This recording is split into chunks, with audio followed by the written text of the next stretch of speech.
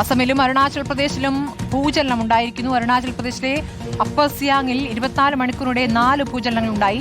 Richter സ്കെയിലിൽ 5.1 തീവ്രത രേഖപ്പെടുത്തിയിരിക്കുന്നു. YS അഭിനന്ദ് വിവരങ്ങളുമായി. അഭിനന്ദ്, നേരിയ ഭൂചലനമല്ല, 5.1 അത്യാവശ്യം വലിയ ഭൂകമ്പമായിട്ട് തന്നെ വിലയിരുത്തേണ്ടി വരും. എന്താണ് അറിയാനാകുന്നത്?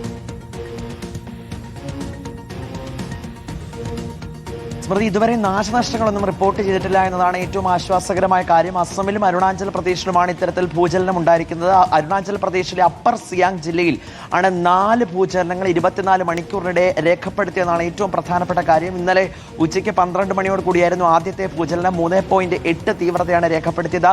3 മണിക്ക് 4.1 ആകുന്നു. ഇന്ന് രാവിലെ 5:45 കൂടി അത് 5.6 എത്തുന്നു. ഏതാണ്ട് 10 മിനിറ്റിന് ശേഷം അടുത്ത ഭൂകമ്പവും ഉണ്ടായെന്നാണ് നിലവിൽ നാഷണൽ സെന്റർ ഫോർ സീസ്മോളജി പുറത്തുവിടുന്ന കണക്ക് പ്രകാരം വ്യക്തമാകുന്നത്. അതായത് 4 ഭൂചലനങ്ങളാണ് അരുണാചൽ പ്രദേശിലെ അപ്പർ സിയാങ് ജില്ലയിൽ രേഖപ്പെടുത്തിയിരിക്കുന്നത്. അസമിലേക്ക് വരികയാണെങ്കിൽ നഗോൺ ജില്ലയിലാണ് ഭൂചലനം ഉണ്ടായിരിക്കുന്നത്. 2 ഭൂചലനമാണുള്ളത്. 3.8 തീവ്രത വരെ രേഖപ്പെടുത്തിയെന്നാണ് ഏറ്റവും പ്രധാനപ്പെട്ട കാര്യം. ഇപ്പോഴും അവിടെ ഇത്തരത്തിലൊരു നാശനഷ്ടങ്ങളൊന്നും റിപ്പോർട്ട് ചെയ്തിട്ടില്ല എങ്കിലും ജാഗ്രത പാലിക്കണം എന്നുള്ള നിർദ്ദേശം നിലവിൽ കാലാവസ്ഥാ വകുപ്പും നാഷണൽ സെന്റർ ഫോർ സീസ്മോളജിയും നൽകിയിട്ടുണ്ട്.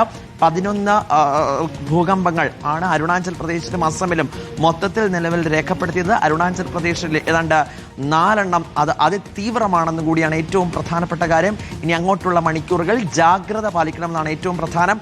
അസമിൽ കനത്ത മഴ, വെള്ളപ്പൊക്കം, അതിനിടയിലാണ് ഭൂകമ്പം കൂടി ഉണ്ടായിരിക്കുന്നത്. ശരി, YS അഭിനന്ദാണ് വിവരങ്ങൾ നൽകിയത്. ഇതുവരെ വലിയ നാശനഷ്ടങ്ങൾ റിപ്പോർട്ട് ചെയ്യപ്പെട്ടിട്ടില്ല എന്നുള്ളത് ആശ്വാസകരമാണ്.